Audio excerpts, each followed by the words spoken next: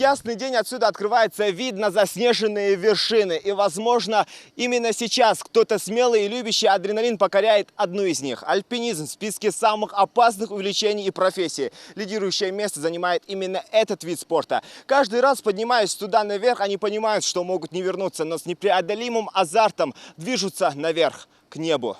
Колебания температур, перепады давления, холод, условия окружающей среды, сопряженные с риском для жизни. Все это не может остановить альпинистов в погоне за маршрутами, первопроходами. Самое главное, если ставить цель, то нужно и можно ее всегда добиваться. В регионе этот вид спорта начал развиваться всего несколько лет назад, но за такой небольшой промежуток времени республика успела провести несколько чемпионатов России в разных классах. С начала 2017 года Ингушетия приняла уже 3 чемпионата страны по альпинизму. Если в первые 2 раза в горную республику съехали сильнейшие спортсмены со всей России, то в юношеском первенстве приняли участие начинающие скалолазы. Дебютным для региона стал чемпионат России по альпинизму в техническом классе, который проходил на горе Гайкомт. Участники штурмовали 16 маршрутов, среди которых были и первопроходы.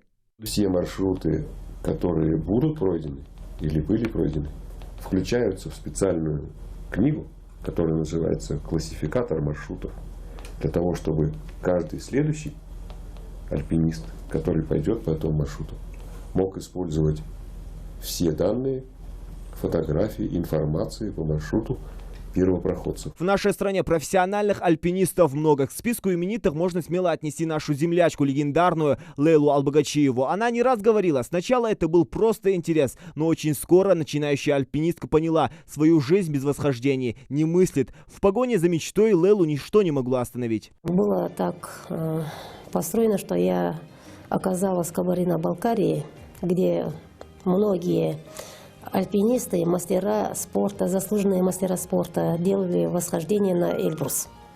И с этими людьми, когда я уже поговорила, мне стало настолько это интересно, и я в какой-то мере им позавидовала, что эти люди могут совершать эти восхождения, побывать на вершине. Она посвящала свои восхождения миру во всем мире. Роковым стало для легендарной спортсменки 13-е восхождение на Эльбрус. В сентябре 2014 года Лейла намеревалась установить абсолютный мировой рекорд – совершить двусторонний полный крест. Это еще не удавалось никому. Связь с альпинисткой прервалась 17 сентября. Спустя сутки после поисково-спасательной операции на Эльбрусе были найдены снаряжение и личные вещи спортсменки. Саму же Лейлу нашли только 3 октября, в последний день операции. Тело альпинистки спустили с высоты 5200 метров. Она вошла в историю как единственная россиянка, дважды покорившая Эверест. И вот Эверест. Вершина. Без несчастных случаев в этом спорте не обходится. Вспомнить еще одного альпиниста, Александра Гукова, застрявшего почти на вершине одной из гор в Пакистане. Потеряв друга, все свое снаряжение, Александр, тем не менее, не упал духом. Проведя почти неделю в одиночестве, Гуков дождался вертолета со спасателями.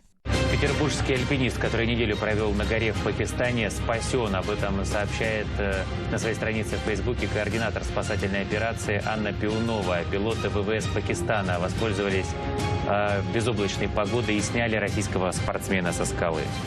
Всерьез увлечься альпинизмом могут позволить себе только бесстрашные и чрезвычайно собранные люди. Высота захватывает. Забравшись на небольшую гору, окинув взглядом окрестности, многие начинают понимать, а каково это быть альпинистом.